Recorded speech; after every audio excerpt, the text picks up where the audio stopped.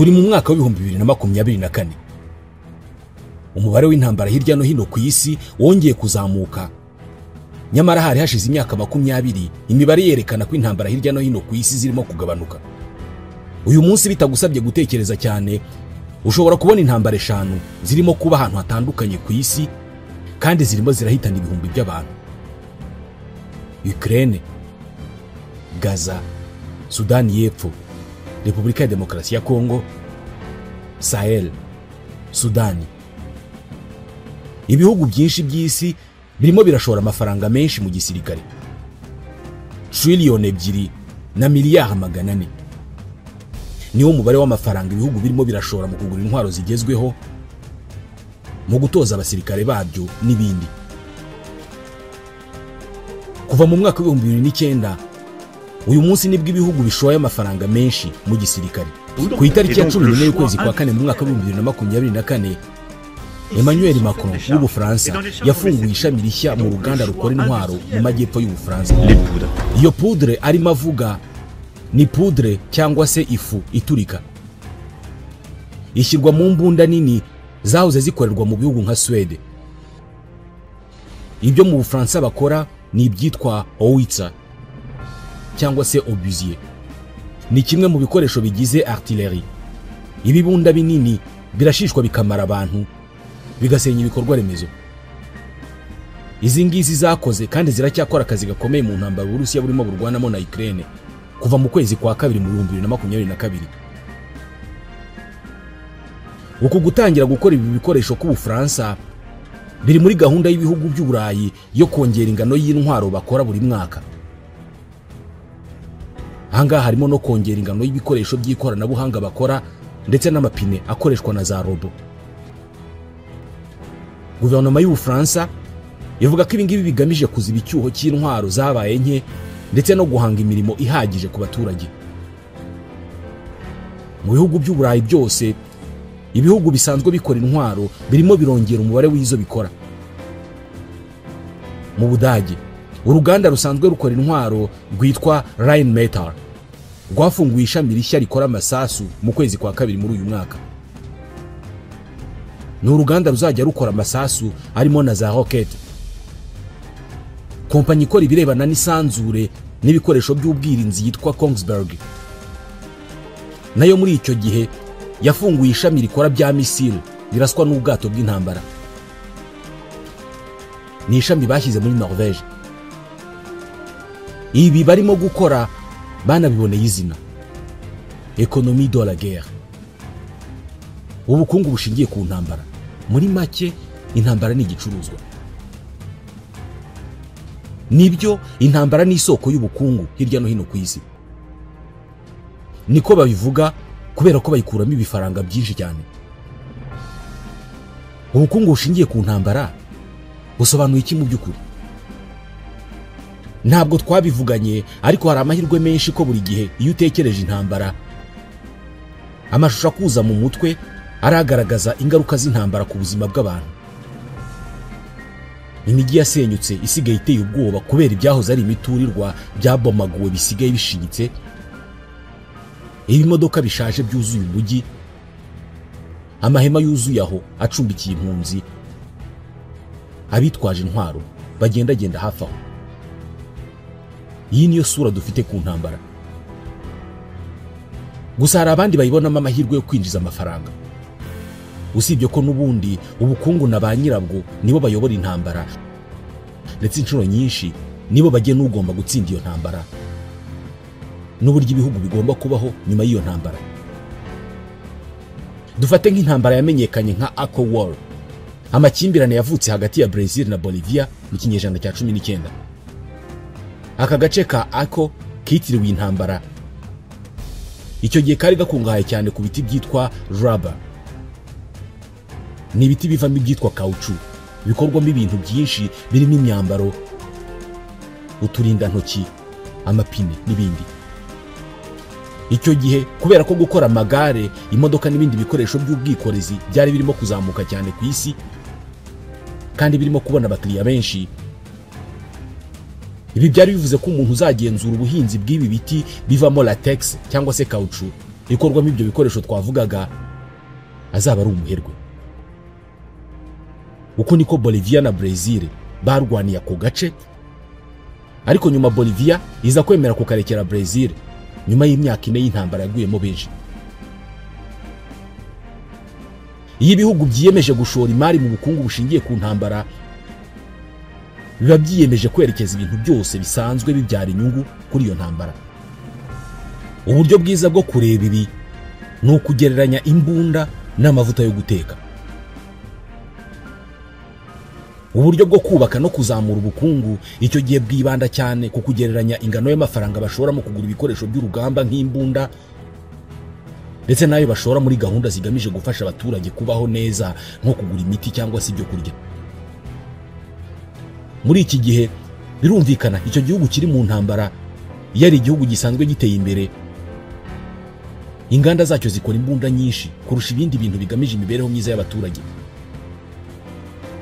Impamvu nakoresheje urugero rw'imbunda n'amavuta yo guteka ni uko n'inganda zisanzwe zikora ibiribwa nk'amavuta mu bihe by'intambara zishobora gutegekwa gutangira gukora imbunda n'amasasu. Muri icyo gihe ikintu kiba gikorwa cyangwa se kigurwa cyane mu gihugu ni amasasu kurusha ibiribwa. Kandi aho bibera bibi cyane ni uko ibi bikoresho bikenerwa mu ntambara bihenda cyane kuruta ibyo kurya. Dufata urugero, igisasu kimwe cya misile cyitwa Javelin Anti-Tank FGM 148 kigura nibura $178 by'amadolari. Ubaze ku gaciro k'idolari uyu munsi, ubwo ni $240 n'ibihumbi 300 by'amafaranga y'u Rwanda. Kuva mu mwaka wa 2020 ibisasu nk'ibi ngibi bitari munsi y'ibihumbi 10 byohererejwe Ukraine bitanzwe na Leta Zunze Ubumwe za Amerika zonyine. Ibi babiguze nibura miliyari 1 na miliyoni 700 z'amadolari.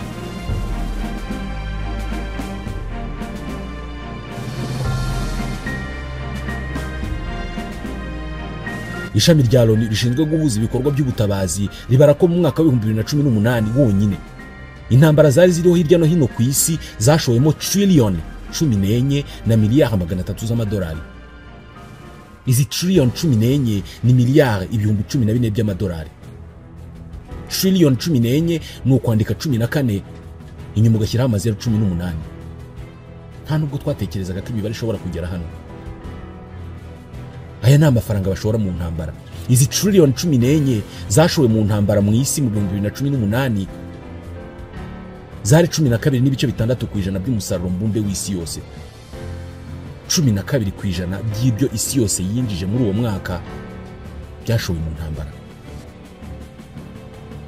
Niba wumva aya mafaranga ari menshi, uretse gato, ahangaha hari mu 2018, ariko uyu mubare wageze kuri trillion 17 na miliyari 500 mu 2022. Iyi ni 17.3% by'umusaruro mbumbe w'isi yose. Birasa naho dusigaye dukorera intambara. Kugira ngo aya mafaranga aboneke, leta z'ibihugu zigomba gukora ibyitwa centrally planned economy. Ibi ni bifitanye isano no kugenzura umurimo, imikorere y'inganda ndetse no kwimura amafaranga akava ku bintu bimwe yaragenewe gukoreshwa akoherezwa mu bifitanye isano n'intambara. Mu bihe by'intambara, iyo ibihugu bikeneye kongera umubare w'abasirikari, leta z'ibihugu zihamagara abakorerabushake ngo binjire mu gisirikare bahabwe imyitozo mike bahite banajya ku rugamba. Rimwe na rimwe hanashyirwaho itegeko y'uko abantu bagomba kujya mu gisirikare, by'umwihariko abagabo. Birumvikana iyo aba bantu bagiye mu gisirikare ari benshi, umubare w'abakozi basanzwe mu mirimo itandukanye izamura ubukungu bw'igihugu uragabanuka cyane. Birumvikana ibi ngibi bihita bigabanya umuvuduko w'ubukungu.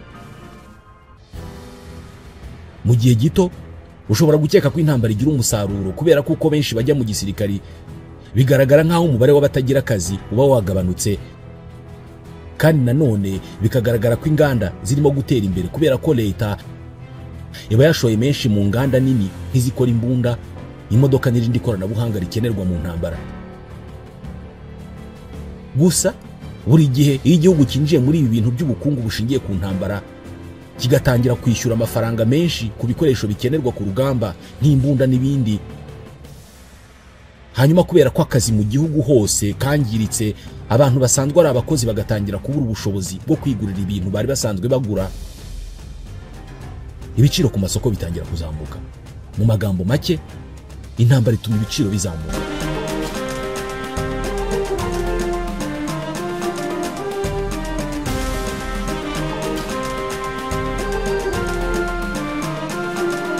Ku byo twari tuvuze mu kanya byo kujyana abantu ku rugamba, haba ari abakorerabushake cyangwa se ku itegeko.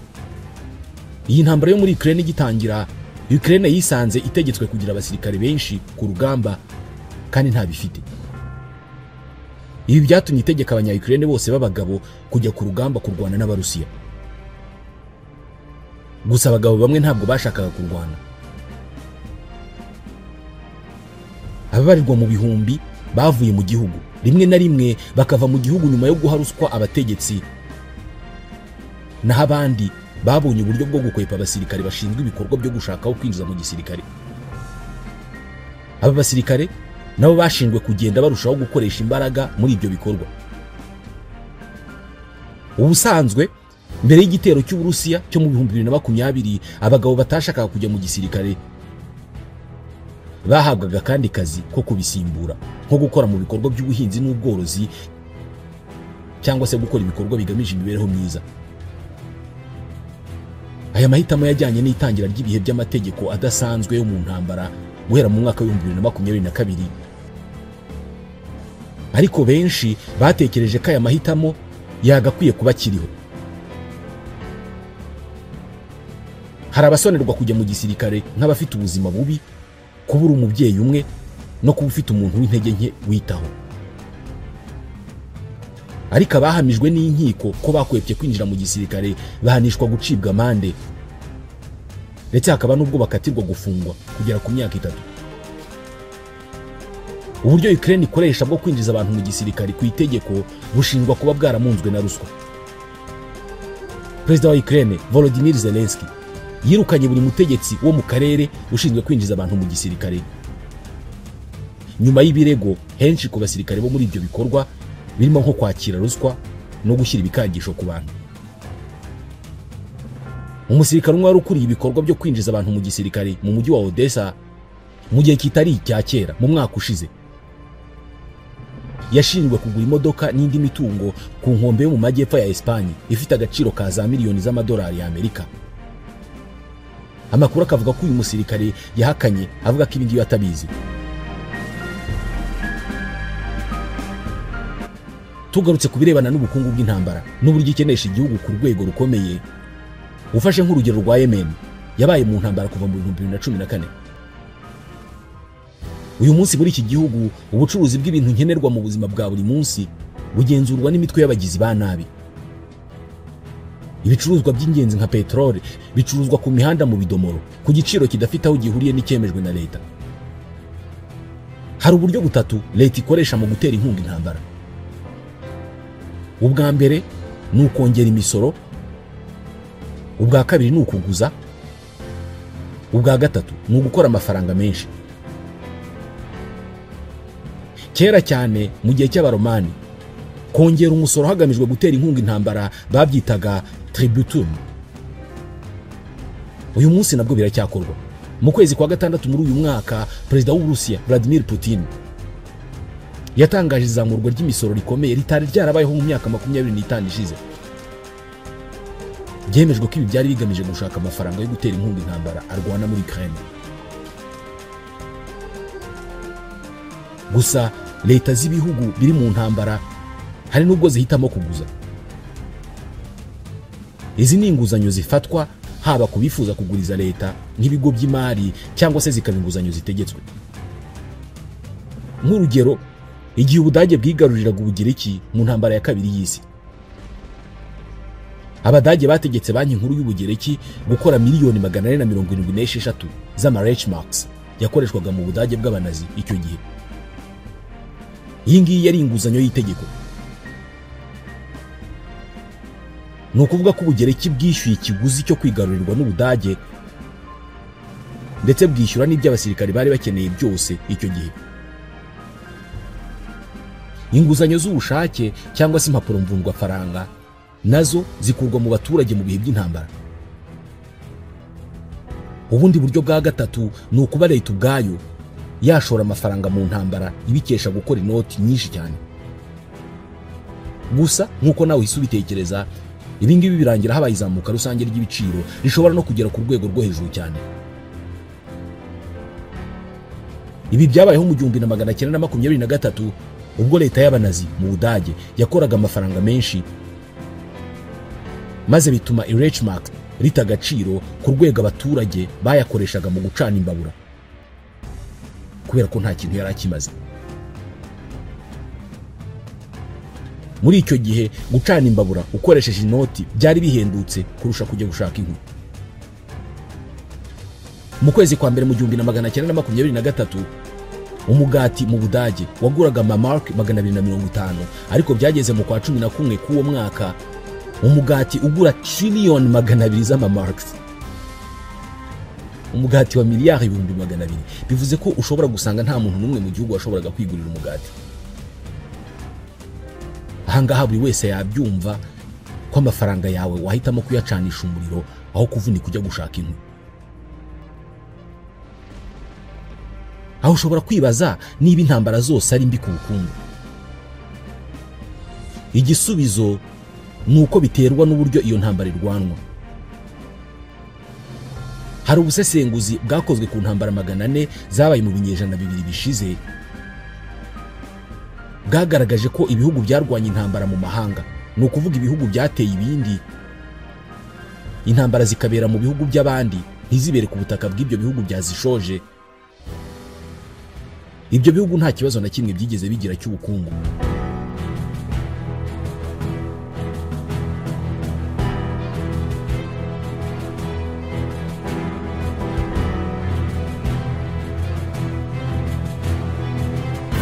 Intambara kandi zifasha cyane mu kuvumbura ikoranabuhanga rigezweho ndetse no guhanga udushya.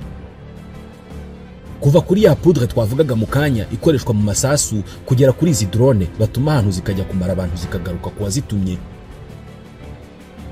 Intambara zituma havumburwa ubuhanga bushya bwo kwica. Birumvikana amafaranga ya rubanda niyo ashorwa muri ibi, ariko ababyungukiramo cyane ni kompanyi zikora ibi bikoresho. Nk'ubu intambara ebyiri z'isi zatumye uruganda rw'Abafaransa rukora imodoka rwitwa Renault ndetse n'ikigo cy'ikoranabuhanga cy'Abanyamerika cyitwa IBM babona inyungu nyinshi cyane. Ibi bigo bibiri bibarwa ko biri mu byungukiye cyane mu ntambara z'isi. Mu ntambara ya mbere y'isi uru ruganda rw'Abafaransa rwakoze amakamyo menshi cyane y'abasirikare ndetse n'ibifaru na za moteri z'indege z'intambara, rubikuramo amafaranga atagira ingano.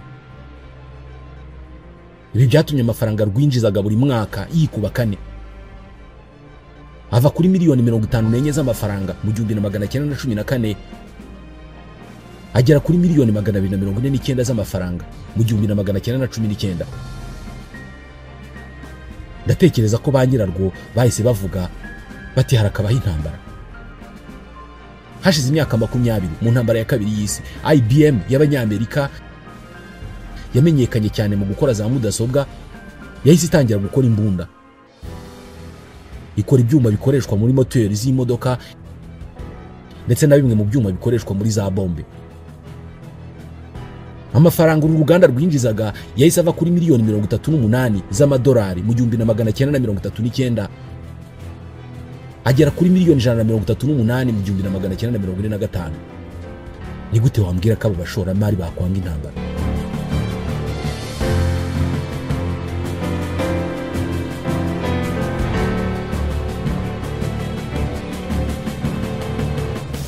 Gusa abantu bashobora kuba basingiza intambara kurusha abandi kubera uburyo bazungukiramo ni ibigo bicuruza serivisi z'umutekano ndetse n'ibicuruza intwaro n'ibindi bikoresho bya gisirikare. Abangaba imigabane yabo ku isoko ry'imari n'imigabane iratumbagira. Imari n'imigabane by'ibi bigo babyita war babies, abana b'intambara. Ejo bundi mu kwa 10 mu 2023 ubwo Israel yagabwagaho ibitero na Hamas, igiciro cy'imigabane mu bigo by'uburayi bicuruza intwaro n'ibikoresho bya gisirikare cyarazamutse, nako ntabwo cyazamutse, cyarasimbutse mu gihe cy'iminsi 2. Ese intambara koko yaba ari nziza kuri business? Bon, biterwa n'ucuruza ndetse n'ibyo acuruza.